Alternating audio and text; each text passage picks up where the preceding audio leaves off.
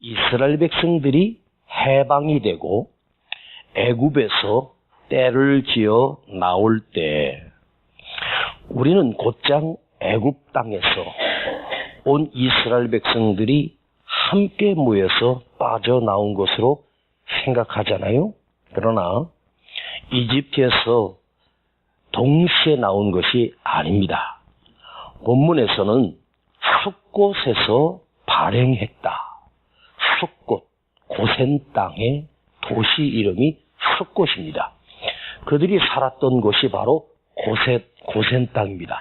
나일강을 끼고 있는 삼각지, 즉 좌우 사방으로 나일강 줄기가 있는 그 땅이 바로 고센 땅입니다. 이집트라고 하는 큰 지도상의 저 북쪽에 있는 나일강이 흐르는 삼각주가 있어요. 그곳에 가운데 폭 파묻힌 땅이 바로 고센 땅입니다. 그런데 오늘 숫곳과 에담이라고 하는 두 곳의 지명이 나와요. 이 지명을 한번 무슨 의미가 있는지를 우리가 풀어보려고 합니다.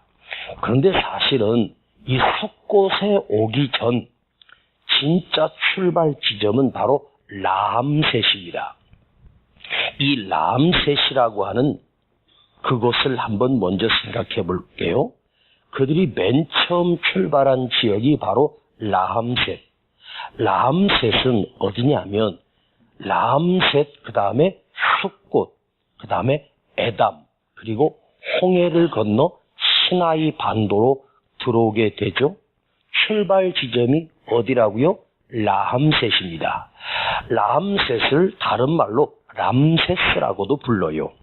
그런데 이 람세스는 어떤 지명이었냐면 애굽의 통치자였던 바로왕, 일대 바로왕 때 요셉이 그곳에 가서 노예 생활을 했던, 그리고 그 바로의 2세, 두 번째 아들이 바로 람세스 2세라고 하죠. 그래서 이 람세스 2세가 바로 이스라엘 백성들을 노예로 삼아서 자기 왕의 도시를 건축한 곳이 바로 람세스라고 하는 큰 도시입니다. 그래서 바로 일대 바로 이 파라오가 두 번째 낳았던 람세스 2세가 유다의 지도자 중에, 그러니까 13명의 바로가 있었습니다. 그런데 그들의 이름이 사실은 람세스라고 하는 이름을 가졌어요. 이 람세스라고 하는 이름은 뭐냐면 태양의 아들이다. 태양신의 아들이다. 바로 2세가 자기 자신을 아버지의 아들이 아니고 나는 태양신의 아들이다. 그러면서 파라오, 나는 강력한 지도자, 태양의 신을 품고 온 이 세상에 나타난 최고의 지도자라고 하는 그 이름에 걸맞는 궁궐을 건설한 곳이 바로 람세스였어요.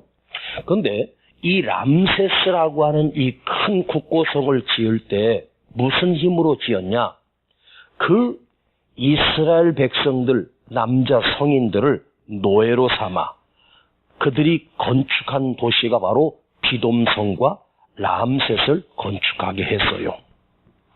요셉이 통치하고 있을 때 요셉이 죽은 후에 이 2세인 람세스 2세가 이스라엘 백성들이 점점 불어나고 성장하는 것이 두려워서 그들을 노예로 삼아서 그들의 인력을 이용해서 자기 도시를, 비돔성, 바로 왕이 거하는 도성, 그 다음에 람셋이라고 하는 큰 도시를 건설하게 되죠. 자, 람셋 하면 이스라엘 백성들에게는 어떤 생각이 드냐? 고역과 노역.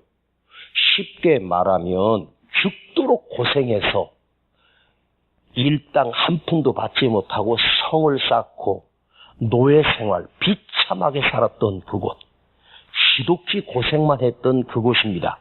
그런데 모세가 등장함으로 바로가 항복하여 노예 생활을 끝나고 소위 그 해방되었다라고 하는 그 단어가 엑소더스라고 해요.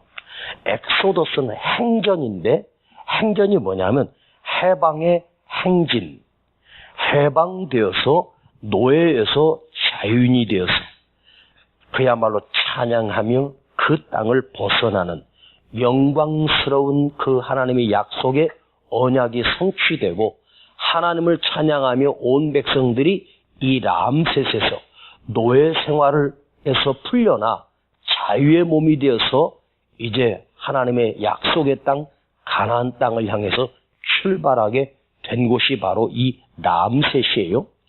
자, 람셋은 태양의 아들, 나는 신의 아들이야. 태양 신의 아들. 당시에 이방 신들 중에서 가장 큰 신이 무슨 신이냐면 태양 신이었어요. 왜? 모든 우주 만물은 태양을 중심으로 돈다고 생각했고 태양이 가장 강력한 힘, 태양의 힘이 없다면 온 지구상의 그 어떤 것도 살 수가 없지 않습니까? 왕이 스스로 자기가 태양의 아들이라고 불렀습니다. 그런데 그곳에서 해방되어 그것을 밟고 그들이 거기서 첫 출발지가 된 거예요. 그러니 이스라엘 백성들이 자유의 몸이 되어서 해방될 때는 태양의 신을 죽이고 태양의 신을 짓밟고 세상에서 가장 강력한 람세스 2세 태양의 아들을 짓밟고 우리가 승리하여 나온 거예요. 그러니까 애굽이 이스라엘 백성들을 노예에서 풀어준 것은 그들 스스로 풀어준 것이 아니라 하나님께서 그 람세스 2세에게 10가지 재앙을 통해서 항복시키고 그러니까 하나님께서 이집트를 박살내고 자기 백성을 거기서 구출한 거죠. 그러니까 겉으로 볼 때는 이스라엘 백성들의 입장에서는 누가 보아도 노예가 스스로 하나님의 능력으로 그 강력한 람셋 2세를 짓밟고 이기고 승리해서 거기서 나온 곳이 바로 람세스입니다. 즉 태양의 신보다 더 강력한 여호와 능력의 하나님께서 이스라엘 백성들을 승리하게 해주셔서 그것을 밟고 나왔어요. 그래서 그들이 람셋에서 출발해서 첫 번째로 도착한 곳이 바로 숫곳입니다. 동남쪽 저 위에서 이 동쪽이지만 남쪽으로 살짝 내려온 24km 지점 그것이 바로 숫곳인데 바로 숫곳은 어떤 뜻이냐면 바로 시나이 반도 신의 반도로 가는 그 바로 길목에 있는 곳이 바로 이 숫곳입니다. 이 숫곳은 이 어떤 의미를 가졌냐면 바로 그곳엔 오아시스가 있고 물이 넉넉하고 풀이 녹초가 풍성한 곳 그래서 하나님께서 그 숫곳 방향으로 돌리셨습니다. 자, 13장 18절을 한번 먼저 읽어보겠습니다. 오늘 본문 그 앞으로 가서 18절을 한번 봐요. 자, 시작.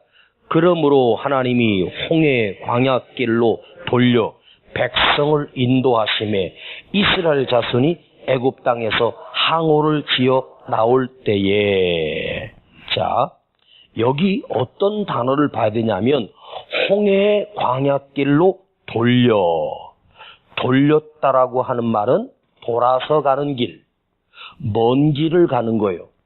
먼 길을 하나님이 인도하신 거예요. 자, 제가 지도를 그릴 수는 없지만 대충 머리로 한번 이해해봐요. 자, 이집트라고 하는 어마어마한 땅이 있고 여기에는 홍해라고 하는 곳이 있는데 홍해가 발원지가 이집트 꼭대기가 아니고 그들이 있는 북쪽 그 람셋 도성을 했던 곳 바로 거기서 바로 직선으로 동쪽으로 넘어가면 바로 시나이 반도, 시내 반도, 시내산이 있는 곳 우리는 시내산 하지만 사실은 시나이 반도, 시나이 광야라고 하죠. 그곳으로 바로 직접 들어가면 바로 광야로 들어갈 수 있는 길이에요. 그런데 그것을 통과하려면 바로 위쪽에 블레셋 땅이 있어요. 그러니까 블레셋 땅을 밟고 지나가야 하는 것이죠. 직선거리예요. 그런데 하나님께서 이 숲곳을 통해서 그 숲 밑으로 돌려서 다시 동쪽으로 틀어서 홍해를 건너가게 하신 거죠. 하나님이 이스라엘 백성들을 광야로 인도하시는데 돌리셨다. 쉽게 말하면 먼 길을 통과하게 하셨다. 자, 우리가 볼 때는 왜 하나님이 더 빠른 길로, 더 쉬운 길로 인도하지 왜 밑으로 돌리셔서 인도하셨을까? 자, 그들이 지금 해방돼서 자기들 재산과 양떼와 소떼를 이끌고 나오지 않습니까? 그런데 직선길로 가면 블레셋 땅을 통과해야 돼요. 이제 노예에서 갓 해방된 자유인이지만 그들은 단 한 번도 430년 동안 전쟁을 해본 적이 없는데 블레셋 놈들이 자기 땅을 밟고 지나가는 그 노예들을 가만히 둘 리가 없지 않습니까? 그곳으로 가게 되면 블레셋과 전쟁을 치르게 된다면 이스라엘 백성들은 나오자마자 블레셋과 전쟁을 치루, 물론 하나님께서 역사하셔서 이길 수도 있겠지만 그 전쟁을 통해서 치열한 전쟁을 또 해야 된다면 노예였던 그들이 진정 싸울 수 있을까? 그걸 아시고 하나님께서 밑으로 돌리셔서 홍해길로 인도하시는 거예요. 전쟁을 선택한 것이 아니라 홍해를 건너게 하시는 하나님의 섭리가 있지 않습니까? 제가 이 역사를 여러분에게 왜 설명하느냐? 이게 바로 우리 삶의 인생의 여정과 참으로 흡사하고 우리 삶의 이 하나님의 인도하심이 어떻게 내 삶에 적용할 수 있느냐를 여러분과 이 시간 나누려고 해요. 자, 블레셋 지역입니다. 그것은 가자 지구예요. 지금도 그 가자 지구는 이스라엘 중심으로 해서 전쟁이 계속해서 일어나고 있는 지역이 바로 그 가자 지구입니다. 가까운 길, 쉬운 길은 싸워서 전쟁을 해야 됩니다. 노예가 어떻게 전쟁할 수 있겠습니까? 자칫 잘못하다가 두려워서 다시 애굽 땅으로 갈 수밖에 없지 않습니까? 몰살할 수밖에 없어요.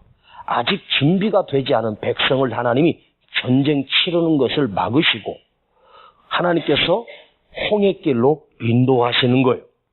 자, 하나님께서 우리에게 어려움을 주실 때는 우리 삶에 고난이 찾아올 때는 반드시 크게 아멘해봐요.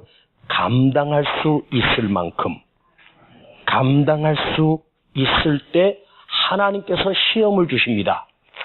고린도전서 13장 13절을 보면 사람이 감당할 시험 밖에는 너에게 당할 것이 없나니 오직 하나님은 미쁘사 좋으신 하나님이 너희가 감당치 못할 시험 당함을 허락지 아니하시고 시험 당할 즈음에는 또한 우리에게 피할 길을 내셔서 너희로 능히 감당하게 하시느니라. 그러니까 여러분, 내가 인생을 살다가 어려운 일도 만나고 고비도 찾아오고 참으로 힘든 일을 만날 때마다 이 말씀을 한번 새겨봐요. 하나님께서 내 삶에 피할 길을 주실 것이고 또한 감당하지 못할 시험은 주지 않아요. 그러니까 시험이 오면 이렇게 해석을 해야 돼요. 어떻게 해서 이 정도 어려움은 하나님이 나를 강하게 하시기 위하여 견딜 수 있도록 내가 이 시험을 통과함으로 통해서 하나님이 나를 성장시키고 또 다루시고 만들어 가시는 과정이구나. 내가 감당할 수 없는 시험은 하나님이 허락지 아니하시고 또 시험 당할 때에 너무너무 힘들 때는 하나님이 반드시 피할 길을 우리에게 주셔. 그리고 너희로 능히 감당하게 하시느니라. 여러분, 시험이 왔을 때 피하는 게 좋을까요? 감당해내는 게 좋을까요? 피하는 게 너무 좋은 것처럼 보이지만 아니에요. 능히 감당하게 하심으로 해서 키우시고 성장하는 거죠. 자, 이스라엘 백성들이 광야 생활을 몇 년 했습니까? 4년 했습니까? 40년입니다. 40년이라고 하는 이 시간이 뭐가 그렇게 필요했을까요? 자, 가나안 땅이 빈 땅이 아니지 않습니까? 거긴 체하 7족속 외에 정확하게 따지면 13족속이 살았던 곳이에요. 그들은 강하고 담대하고 키도 크고 전쟁에 능한 자들입니다. 자, 거기 들어가서 그들이 빈 땅에 들어가서 주인이 되는 게 아니라 그들을 이기고 승리해서 전쟁을 벌여서 요수아를 통해서 전쟁을 해서 그 땅을 정복하지 않습니까? 그 정복할 수 있는 그 힘과 능력이 어디서 나왔느냐? 바로 이 하나님의 연단과 훈련. 자, 가나안 땅은 뭐죠? 영적으로 우리 신앙생활 가운데 천국이에요. 천국은 침노하는 자가, 싸워서 이기는 자가, 무슨 싸움? 믿음의 선한 싸움에서 승리한 자가. 여러분, 믿음이 뭔지 아세요? 믿음은 싸움이에요. 나 자신과의 싸움이고, 예배와의 싸움이고, 기도 생활과의 싸움이고, 헌신과의 싸움이고, 헌금 생활과도 싸움이고, 11조와도 싸움이에요. 그걸 지켜서 이긴 자가 바로 천국을 침노당한다는 거죠. 믿음을 지키고 믿음에서 승리하는 사람. 믿음은 두 가지입니다. 믿음을 지키는 것과 또한 싸워서 믿음을 지켜내는 거예요. 악한 사단 마귀를 하나님 왜 내버려 두셨을까요? 그 악한 사단 마귀와 영적으로 싸워서 이겨서 내 믿음을 지켜내고 내 믿음의 승리자가 되게 하시려고 하는 거예요. 그러니까 지금 우리가 살아가는 이 시대에 믿음을 지키는 것이 얼마나 힘들고 어려운지 몰라요. 그 믿음을 끝까지 이겨서 지켜낸 자만이 가나안 땅의 승리자가 될 수 있어요. 천국의 주인이 될 수 있단 말이에요. 집회를 갔는데 어떤 청년 하나가 27살이 돼요. 그런데 목사님, 저는 지금 아주 큰 고민 중에 있답니다.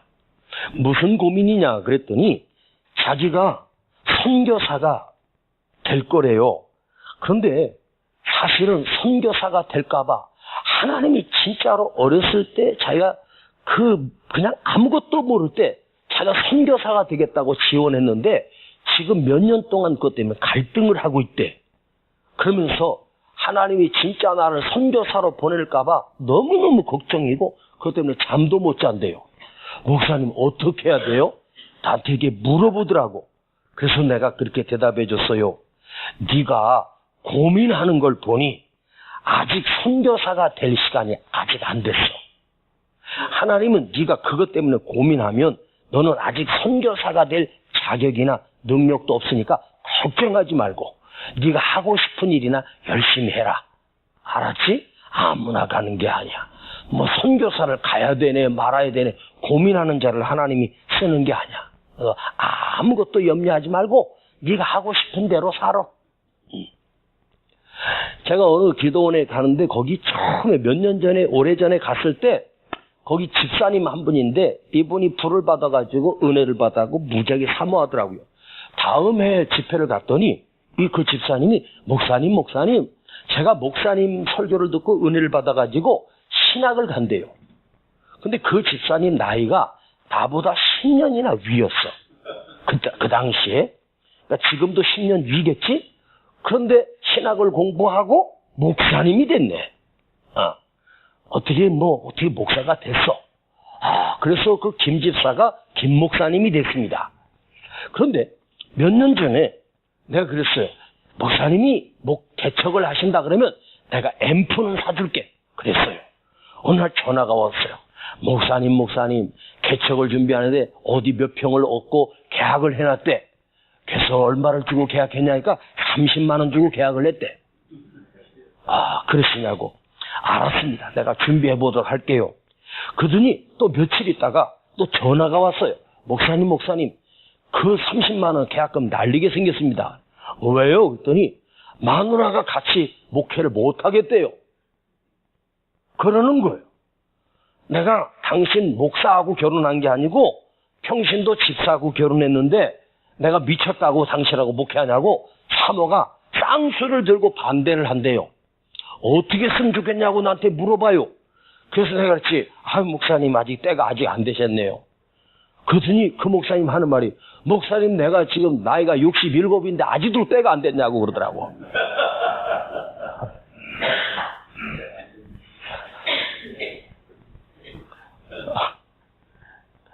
아니, 사모될 사람이 반대를 하고 자식들도 아무도 함께 하겠다고 하지도 않고, 그래서 제가 그랬어요.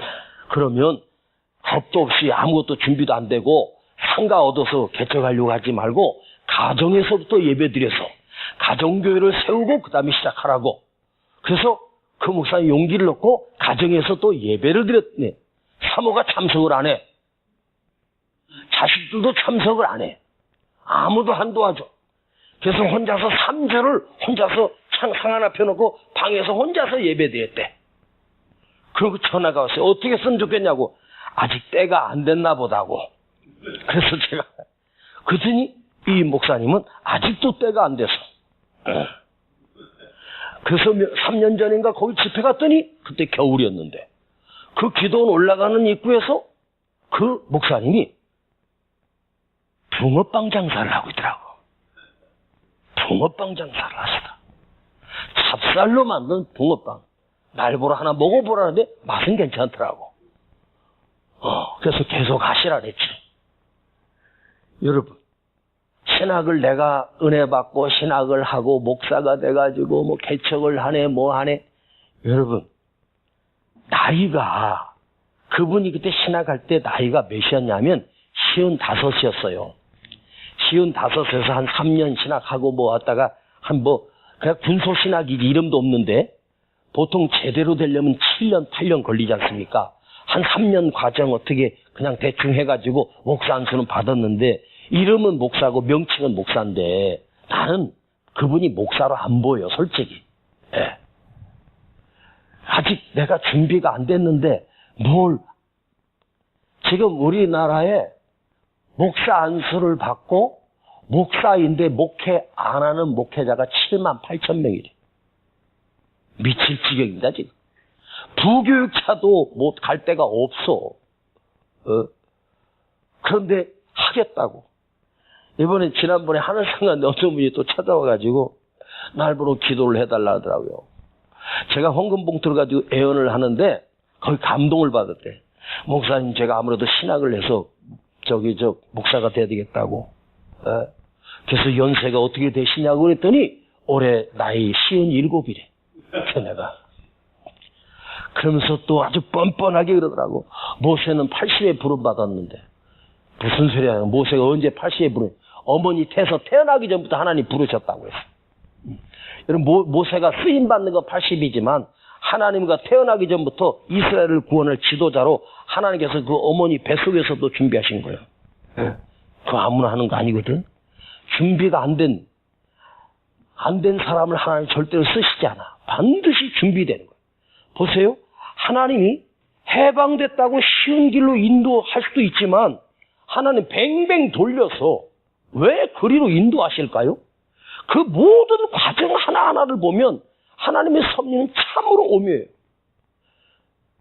여러분의 담임 목사인 이현세 목사의 삶도 하나님께서 그 어렸을 때부터 그 과정으로 그 깡촌에서 살던 나를 아버지가 병들게 하시고 나를 서울로 올리시고 서울에서 그 공부를 하게 하시고 그 모든 과정을 가만히 보면 진짜 하나님께서 그리 인도하지 않았다면 저는 목사가 될 수가 없었어요.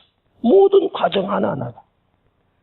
여러분, 하나님이 쓰시는 과정이 있어요. 할렐루야. 지금 그리고 숫곳을 거치게 하십니다. 숫곳은 바로 아직도 그들이 있는 땅이 애굽 땅입니다. 물이 넉넉한 곳이고 나무도 있고 또 나일강의 하류입니다. 그런데 그곳에서 장막을 치고 쉬게 하셔요. 왜 숫곳을 거치게 하실까? 지금까지 그들이 걸어온 거리가 70km가 넘어요. 아직 광야를 건너기 전입니다. 그런데 숫곳에서 있지만 장막을 치라.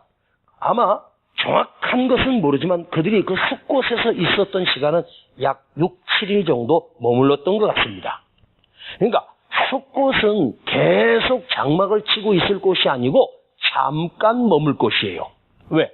다음으로 출발하기 위한 쉬는 과정이에요. 그러니까 종착지가 아니고 경유하는 곳이란 말입니다. 우리가 잠깐 휴식도 가질 수 있고 안식년도 가질 수 있고 쉼도 필요해. 그러나 거기서 푹 쉬면 끝나는 거죠. 왜? 이집트 땅이니까 언제든지 바로가 또 와서 쉬고 있는 그들을 잡아다가 드릴 수 있는 땅이 바로 숫곳이에요. 험한 길을 왔으니까 하나님께서 잠깐 쉬어. 그리고 홍해를 건너가야 돼. 그 다음이 어디냐? 에담 땅입니다. 에담. 그러니까 람세스, 숫곳, 에담. 이걸 한번 외워봐요. 람세스, 숫곳, 에담. 시작.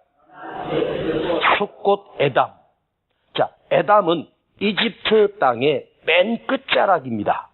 이제 시내 광야로 넘어가기 직전, 그곳이 바로 홍해 앞이에요. 에담이라고 하는 것은 성루. 적들이 쳐들어왔을 때 성루에서 보초병이 지키고 있다가 1차로 전쟁을 치르는 곳이에요. 그곳에서는 우리도 예전에 고구려 땅에 중국 땅과 접하고 있을 때 거기 그 방백들을 설치했고 그 전 군대가 거기를 지킵니다. 중국에서 밀고 들어오면 거기서 1차로 막아야 되는 것이 바로 에담 땅입니다. 성루. 그러니까 에담이라고 하는 곳에 이집트의 군대들이 머물고 있었겠죠? 그리고 그들이 홍해 앞에 갇혔을 때, 지난주 홍해 앞에 갇혔을 때 그 에담에서 바로 소식을 띄워서 바로 왕에게 저들이 지금 홍해 앞에 갇혔나이다. 이 소식을 전했던 곳이 바로 에담이랍니다. 성루. 전쟁할 때 가장 치열하게 이곳이 뚫리면 전체가 뚫릴 만큼 위험한 곳. 자, 하나님이 왜 에담으로 보내셨을까? 너희들 여기서 크게 마음을 다시 다잡고 홍해를 건너 광야로 통과할 준비를 시키는 과정. 그래서 이 에담이라고 하는 곳은 싸우다. 그 다음에 치열하다. 맞서다. 용기를 내라. 다시 힘을 내라. 그런 의미가 담겨 있어요. 자, 그들은 지금 애굽에서 속절없이 노예로 살다가 지금 해방되어서 자유몸이 됐습니다. 이제 너희는 노예가 아니야. 나의 백성이야. 하나님의 백성이야. 이제 영적인 전쟁을 치열하게 싸워라. 이제 전쟁을 두려워하지 말라. 그것이 바로 에담이라고 하는 것입니다. 지금 하나님은 이스라엘 백성을 보호만 하신 것이 아니라 훈련시키십니다. 그리고 인도하십니다. 강하게 만드십니다. 아주 강하게 만드십니다. 자, 다시 정리해 봅시다. 이스라엘 백성들이 람세스 2세가 세웠던 그 도시를 밟고 노예 자리에서 해방돼서 거기서 출발해서 숫곳에 와서 잠깐 쉬고 또 에담에서 이제는 치열한 전쟁을 다시 시작하는 바로 홍해길로 통과해서 시나이 반도로 들어가야 하는 가장 마지막 장소가 바로 에담입니다. 자, 하나님께서 모세를 부르신 곳이 어디죠? 호렙산, 떨기나무, 시내산 떨기나무. 그러니까 호렙산하고 시내산이라고 하는 두 지역이 다른 곳이 아니고 호렙산과 시내산은 같은 곳인데 시내산이라고 하는 것은 큰 산을 말하는 거예요. 큰 산맥이 시내산인데 거기에 호렙산, 그 봉우리 중에서도 한 봉우리가 바로 호렙산입니다. 그러니까 작은 곳으로 시내산 안에 있는 호렙 봉우리, 그 떨기나무에서 하나님께서 모세를 부르셨어요. 그것이 어디냐? 바로 시내산, 바로 시나이 반도. 즉 모세가 이스라엘 백성을 시나이 반도로 인도하기 직전, 그러니까 모세는 그곳이 너무너무 친숙한 곳이고 그곳에서 살았던 곳이고 또 양떼들 이끌고 목동 시절에 그곳을 지나갔던 곳이에요. 그러면서 하나님께서 모세에게 출애굽기 3장 12절에 모세를 부르실 때 뭐라고 말했냐면 하나님이 너희가 나를 섬기리니, 너희가 이곳에서 나를 섬기리니. 그래서 시내산 하면 떠오르는 단어가 언약이 떠오르죠. 시내산 언약. 모세가 시내산에 올라가 40일 동안 하나님과 함께 있으면서 법계, 말씀을 받았던 곳이고 이제 너희는 내 백성이고 나는 너의 하나님이 될 것이다 하고 하나님과 이스라엘 백성이 언약을 맺는 지도자, 대표자 모세와 언약을 맺는 장소가 바로 시내산입니다. 자, 시내산은 애굽 땅에서 남쪽으로 내려와야 만날 수 있는 곳이 바로 시내산입니다. 왜 하나님께서 저 블레셋 땅으로, 물론 블레셋 땅으로 건너간 빠른 길이지만 전쟁도 두렵지만 밑으로 돌려서 홍해를 건너서 시내산으로 하나님이 인도하신 이유는 뭐냐? 굉장히 중요한 메시지가 있어요. 자, 거기서 내가 너희와 언약하리라. 너는 나의 백성이 되고 나는 너의 하나님이 되는 율법, 하나님의 계명, 돌비에다가 새겨준 하나님의 계명을 받은 곳이 바로 시내산입니다. 자, 출애굽기 3장 17절 한번 보십시다. 자, 앞으로 출애굽기 13장 17절. 자, 우리 본문의 바로 앞에 있는 거니까 시작. 바로가 백성을 보낸 후에 블레셋 사람의 땅의 길은 가까울지라도 하나님이 그들을 그 길로 인도하지 아니하셨으니 이는 하나님이 말씀하시기를 이 백성이 전쟁을 보면 뉘우쳐 애굽으로 돌아갈까 하셨음이라. 가까울지라도 하나님이 그 길로 쉬운 길로 인도하지 않고 쉬운 길이지만 전쟁을 해야 되는 길입니다. 멀리 보내서 시내의 반도로 가서 하나님이 그곳에서 이스라엘 백성을 자기 백성으로 삼는 하나님의 놀라운 섭리가 있는 거예요. 여러분, 하나님께서 여러분 인생을 돌리시기도 하고 꼬이게도 하시고 답답하게도 하시고 힘들게도 하십니다.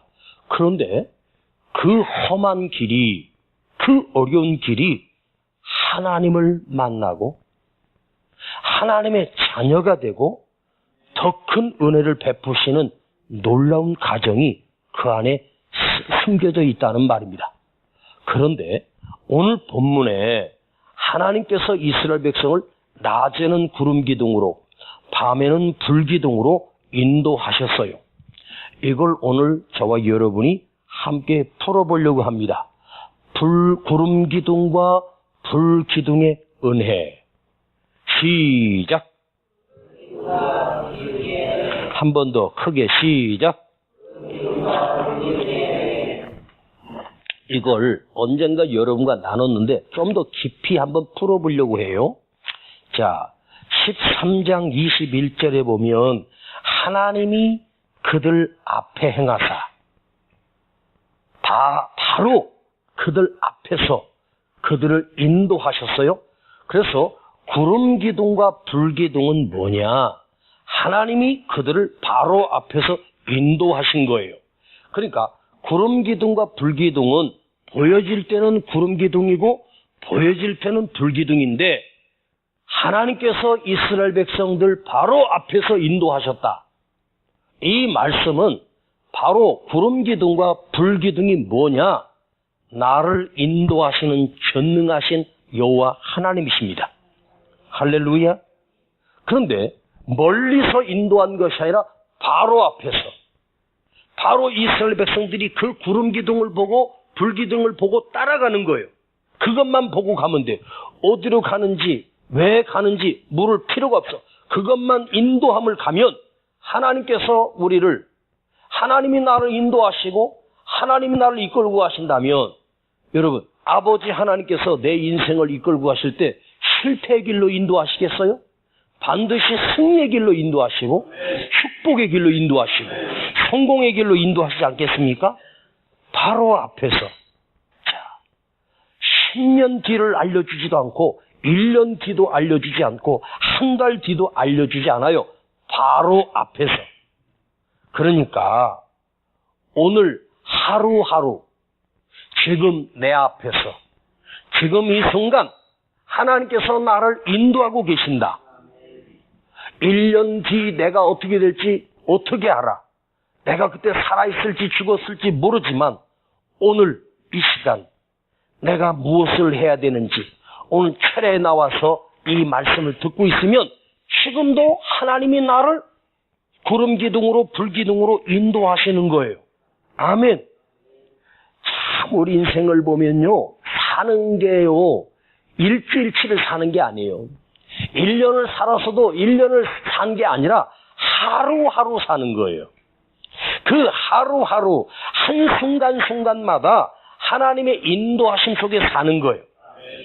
한 걸음씩 한 걸음씩 한 걸음 한 걸음 주 예수와 함께 날마다 날마다 날마다 숨 쉬는 순간마다 내 앞에 주님이 인도하시죠. 한 걸음씩 한 걸음씩.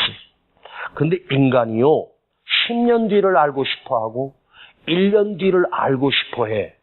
근데 여러분, 점쟁이는 알려주는지는 몰라도, 점쟁이가 우리를 사기치고 엉터리로 알려주는지 몰라도, 하나님은 10년 뒤, 20년 뒤, 여러분 1년 뒤 안 알려줘. 오늘만 알려줘. 지금 내가 있는 곳, 내가 앉아있는 이 예배당에 와서 이은세 목사는 여러분들에게 최선을 다해서 말씀을 전하고, 여러분들은 듣는 자리에서 그 말씀의 은혜를 받으면 되는 거예요. 그러면 지금 여러분, 하나님 구름 기둥 되시고 불 기둥 되시는 하나님께서 지금도 내 삶을 인도하고 계시는 거죠. 그거 믿어요? 할렐루야. 자, 아브라함이 그 길을 갈 때도 성경은 그 단어가 있어요. 갈 바를 알지 못하고, 하나님께서 아브라함을 본토 친척을 떠나 그 땅을 떠나서 하나님께서 가나안 땅으로 옮기시는데, 가나안 땅이라고 알려주지 말고 주지 않고, 내가 너를 지시할 땅, 지시한 땅이 아니라 지시할 땅, 매일매일 인도해 주겠다는 거죠. 그러나 갈 바를 알지 못해, 어디로 가야 하는지도 모르고, 무엇 때문에 가는지도 모르고, 그냥 아브라함은 하나님의 인도하심을 따라 가서 보니 축복의 땅이었고, 가서 보니 믿음의 아버지가 되었고, 가서 보니 하나님께서 그를 믿음의 사람으로 세우시고 아브라함의 후손, 그 아버지로 세우시는 영광을 맛보게 하셔요. 오늘 여러분, 하나님이 내 앞에서 나를 인도하고 계심을 믿으십시오. 나는 어디로 가야 할지 모르고 무엇을 해야 될지 모르고, 사실 우리 고민이요, 내일 때문에 고민이거든요. 모레 일어날 일 때문에 고민이거든요. 어떻게 해야 되겠냐고. 참 지나온 것을 보면 하나님께서 인도하셔서 멋지게 인도하셨음에도 불구하고 우리는 두려움 속에 살아. 어떻게 할 것인가? 어떻게 될 것인가? 그걸 왜 내가 걱정해? 하나님께서 지금 인도하고 계시지 않습니까? 그거 잊지 않기를 축복합니다. 할렐루야. 한 걸음씩 한 걸음씩 10년 뒤 20년 뒤 알려고도 하지 마세요. 그거 어떻게 될지 몰라. 오늘 하나님이 나를 인도하고 계신다면 그 전능하신 하나님을 믿고 의지하면서 오늘 하루 삶이 하나님의 축복된 삶 속에서 내가 살고 있음을 의심하지 말고 두려워하지 말고 가십시오. 아멘. 아멘. 내일 일은 난 몰라요. 상관없어요. 지금 오늘 하나님이 오늘 해야 될 일, 오늘 내가 어디로 가야 되는지 지금 인도하고 계십니다. 아멘. 지금 내가 할 일, 내가 하고 있는 일 최선을 다해서 감당해내면서, 아멘. 두 번째로 불기둥, 구름기둥과 불기둥의 은혜, 13장 22절을 보겠습니다. 13장 22절, 오늘 본문이죠. 시작. 낮에는 구름기둥, 밤에는 불기둥이 백성 앞에서 떠나지 아니하리라. 여기 떠나지 아니하리라. 그 구름기둥과 불기둥이 낮에도 밤에도, 낮에만 있는 것이 아니라 밤에도 언제든지 우리 앞에 떠나지 아니하리라. 하나님이 약속이에요. 구름기둥과 불기둥이, 구름기둥과 불기둥은 뭐라 그랬죠? 전능하신 하나님이, 그 하나님의 인도하심이 나를 떠나지 아니하시리라. 단 한순간도 나를 떠나지 않고 인도해 주고 계셔. 떠난 것이 아니에요. 지금도 함께 하시고 내 앞에 계시고. 아멘. 주님이 십자가를 지고 떠났을 때 두려워하고 있는 제자들에게 수도 없이 약속하셨던 말씀이 있습니다. 그 불안에 떨고 있는 두려워했던 그 제자들에게 주님은 약속을 주셨는데 요한복음 4장 16절에 보니까 그가 또 다른 보혜사를 너에게 주사 영원토록 너희와 함께 있게 하리니. 그 보혜사가 뭐였어요? 성령님이었어요. 내가 떠나면 보혜사 성령님을 내가 너에게 보내줄 거야. 그 보혜사 성령님이 너희와 영원히 함께하리라. 보혜사 성령님, 바로 구름기둥과 불기둥의 은혜는 뭐냐? 성령님이에요. 여러분, 성령님이 우리 안에 계시고 나와 함께 구하시고 그것도 영원토록 함께 해주시마 약속해 주셨어요. 내가 인식하지 못해도 성령님은 계시고 내가 인식하는 순간에도 성령님은 나를 떠나지 않고 나와 함께 하셔요. 성령 하나님이잖아요. 성부, 성자, 성령 하나님. 그 성령은 하나님께서 우리에게 보내신 하나님의 영이 우리 안에 와 있는 거예요. 할렐루야. 내가 고통 속에 있는 순간에도, 방황하는 순간에도, 두려움 속에 있는 순간에도 그 성령님은 나를 떠나지 않고 영원히 나와 함께, 영원히 함께 계심을 믿어요? 믿어요? 그분이 바로 성령님이란 말. 세 번째, 구름기둥과 불기둥의 은혜. 인도만 하시고 떠나지 아니하시는 것만 아니라 그 구름기둥과 불기둥은 이스라엘 백성들을 어떻게 하셨는가? 도우시고 보호하셨어요. 보호하심. 광야길에, 사막길에 낮에 얼마나 뜨거워요. 그때 구름기둥이 이스라엘 백성들이 40년 동안이나, 여러분, 그 시나이 반도, 신광야, 지금도 순례자들이 그곳에 갈 때는 철저하게 준비하지 못하면 통과할 수가 없는 땅입니다. 그야말로 풀 한 폭이 없는 광야예요. 험악한 광야예요. 근데 그것도 일개 몇 명도 아니고 어린아이부터 노인, 늙은이 그 전 민족이 40년을 건넜다. 그 학자들이, 성경학자들이 그곳에 가서 조사해 보면서 이건 불가능하다. 절대로 불가능하다. 갈 수 없는 길이다. 4일도 견디기 힘든 곳을 40년을 견디게 하셨다. 그런데 그들은 40년을 풍족하게, 넉넉하게 건너요. 힘든 길이지만 하나님이 인도하시면, 크게 아멘. 아무리 어려워도 하나님이 동행하시면 갈 수 있고 이겨낼 수 있고 함께 할 수 있어요. 왜? 하나님의 보호하심이 있어요. 하나님의 도우심이 있단 말이에요. 할렐루야. 그 뜨거운 사막에 그 구름기둥이 이스라엘 백성을 그늘로 덮으시고, 요즘 더워지니까 저 횡단보도에 보니까 이렇게 우산같이 큰 게 이렇게 있더라고. 아까도 보니까 사람들이 햇빛을 피해가지고 다 그 밑으로 들어가 있더라고. 그 그늘막. 근데 뭐 뉴스에 보니까 밖에 온도하고 그늘 밑에 온도가 한 2도 정도 차이 난다네요. 그 그늘 밑에 햇빛을 가리우는 거. 그 정도가 아니죠. 하나님은 그늘 정도가 아니에요. 보호하심. 또 이스라엘 백성들이 홍해 앞에 있을 때 바로의 병거가 추격해올 때 더 이상 백성들이 가까이 오지 못하도록 여호와의 구름 기둥이 그들을 어지럽게 해요. 그래서 그 병거를 막으시고 계셨어요. 그게 뭐 1초도 아니고 2초가 아니라 그 오랫동안 홍해가 갈라지는 그 시간까지 그 하루 종일 그 구름 기둥이 그들을 접근하지 못하게 구름 기둥이 그들을 막고 계셨어요.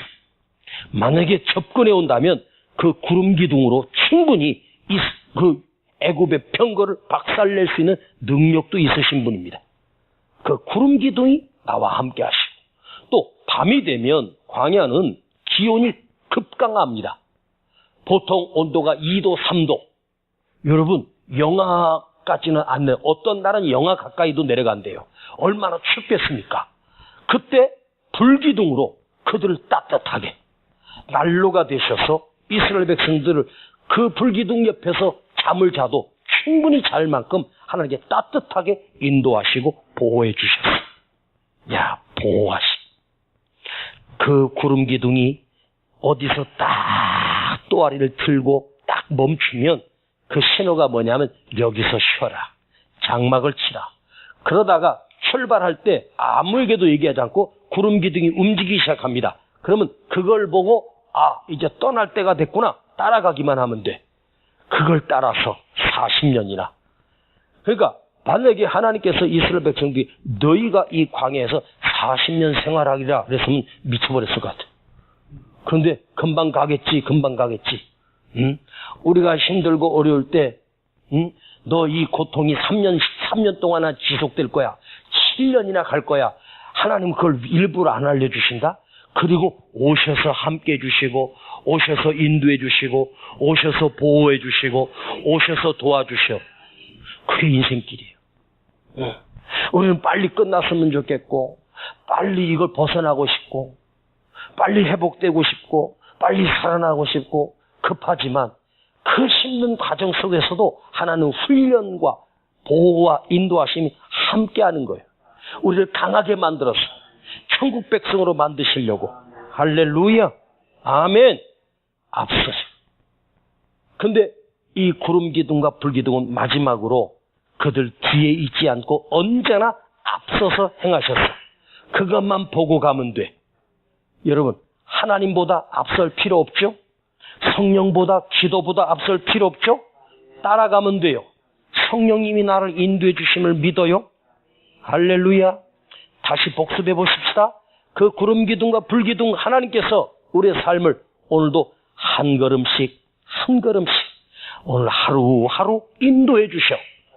그래서 20년을 살았고 30년을 살았고 50년도 살고 70년도 살아. 두 번째, 영원히 떠나지 않고 함께 해주셔.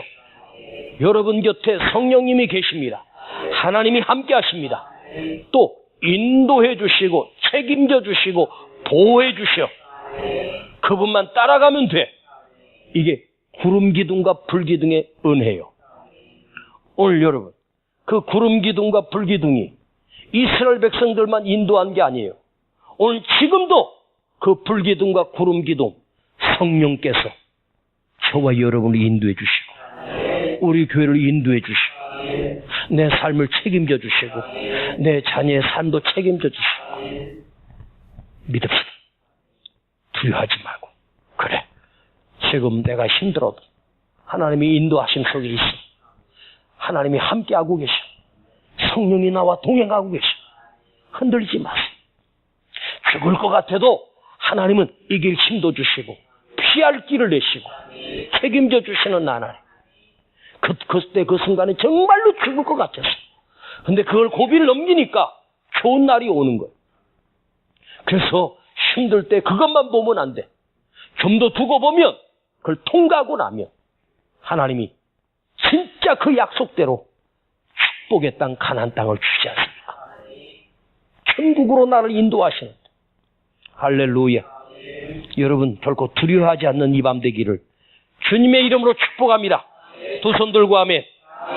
하나님 아버지, 모세에게만, 이스라엘 백성들에게만 구름 기둥과 불 기둥으로 인도하지 않고 오늘 내 삶에도, 우리의 삶에도, 우리 교회도, 이 조국 대한민국도 하나님이 인도하고 계심을 믿습니다. 오늘 힘들어서 왔습니다. 참으로 답답해서 왔습니다. 그러나 이 말씀이 힘이 되게 하시고 내 안에 능력이 되게 하시고 두려워하지 않게 하시고 지금도 하나님이 나를 인도하고 계시고 성령께서 도우시고 성령께서 보호하시고 책임져 주심을 믿습니다. 두려워하지 말라. 염려하지 말라. 내가 너희와 영원히 함께하리라. 예수님의 이름으로 기도하옵나이다. 아멘. 내일 일은 난 몰라요. 하루하루 살아요. 불행이나 여행함도 내 뜻대로 못해요. 험한 이 길 가도 끝은 없고 건해요. 주인 예수 발레미사 내 손 잡아주소서. 내일 일은 난 몰라요. 장래일도 몰라요. 아버지여 날 붙드사 평탄한 길 주옵소서. 한 번 더. 내일 일은 난 몰라요. 하루하루 살아요. 불행이나 여행함도 내 뜻대로 안 돼요. 험한 이 길 가고 가도 끝은 없고 고네요. 그때마다 주님 예수 발레미사 내 손 잡아주시네. 내일 일은 난 몰라요. 장래일도 몰라요. 아버지여 날 붙드사 평탄한 길 주옵소서. 좁은 이 길 진리의 길 주님과 신 그 옛길 힘이 들고 어려워도 찬송하며 갑니다. 성령이여 그 음성을 항상 들려주소서. 내 마음은 정했어요. 편치 않게 하소서. 두 손 높이 들고 내일 일은 난 몰라요. 장래일도 몰라요.